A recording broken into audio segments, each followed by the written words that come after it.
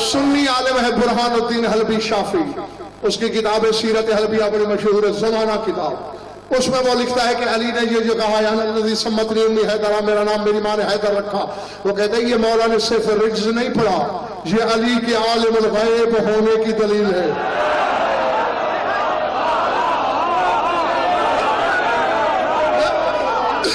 हाँ, सुन्नी आलिम ने पढ़ा है, गैब दान होने की दलील। वो कैसे?